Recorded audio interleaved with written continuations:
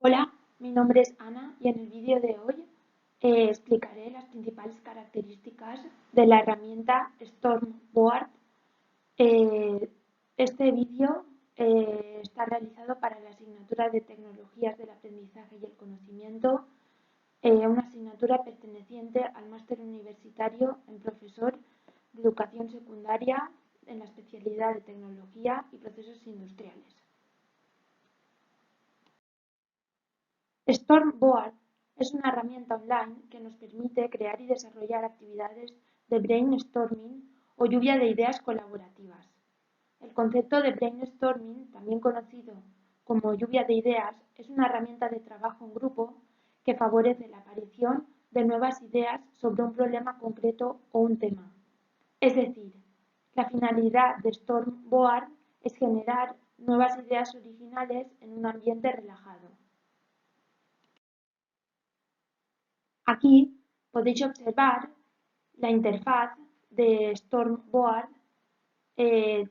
La aplicación dispone de varias hojas, varios paneles, donde podéis configurar el color, el formato de las imágenes, el formato del texto, podéis agregar imágenes, vídeos, etc. Más o menos esta es la interfaz de Stormboard. Los recursos necesarios para utilizar esta herramienta son los básicos: ordenadores, tablets, sobre todo dispositivos que tengan acceso a Internet. Los alumnos pueden utilizar esta herramienta desde sus propias casas siempre que tengan acceso a la red. Las características respecto a las utilidades didácticas que proporciona esta herramienta, en primer lugar, es enseñar a organizar proyectos en grupo donde cada participante pueda colaborar de forma distinta. Además, plantea una lluvia de ideas con alumnos para proponer eventos del centro escolar, debates sobre exámenes o propuestas para el aula o incluso para algún trabajo en grupo. Y por último, la finalidad es trabajar de forma colaborativa entre alumnos de la misma o distintas aulas, siendo posible trabajar remotamente cada uno desde su equipo o su dispositivo. Los primeros pasos que tenemos que realizar para comenzar a utilizar esta herramienta es registrarnos haciendo clic en Sign Up, aquí.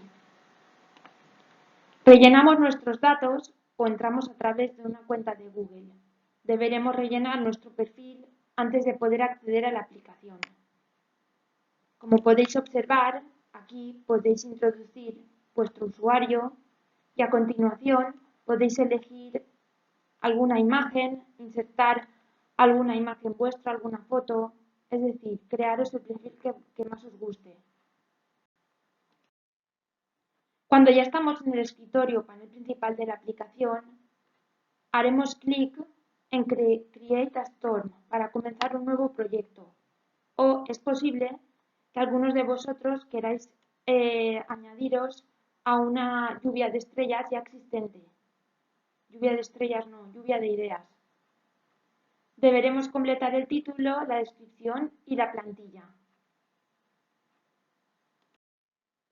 Por ejemplo, en la versión gratuita para profesores es posible administrar hasta 5 usuarios o alumnos por cada grupo. Aquí podéis observar que se puede introducir el email de los participantes o invitar a algunos usuarios si alguno de ellos todavía no se ha inscrito en esta herramienta. Pulsando sobre la herramienta Add, que se encuentra aquí, podemos empezar a añadir ideas al proyecto, dándoles el formato que queramos. Además, podemos añadir imágenes, vídeos o cualquier documento que queramos compartir con los demás participantes. Como podéis observar, aquí podemos introducir un texto, una imagen, un vídeo. Podemos introducir lo que queramos, dándole el formato que queramos con estas herramientas. Cuando hayamos finalizado y haciendo clic en Report, se nos proporcionarán informes relacionados con el contenido del archivo, que podremos exportar a PDF, Excel, Word o incluso podemos compartirlo, importarlo, etc. Con todas estas herramientas que aquí os señalo. Como podéis observar, en este panel, unas personas han añadido algunas cosas, como puede ser una imagen, un texto sobre una unidad didáctica o el tema que hay que hablar sobre la investigación que tenemos que hacer. Las competencias que desarrolla el alumno al utilizar esta herramienta es la competencia digital, la competencia en comunicación lingüística y la competencia aprender a aprender. Las dificultades que tiene esta herramienta es que la versión gratuita solo limita el número de participantes a 5.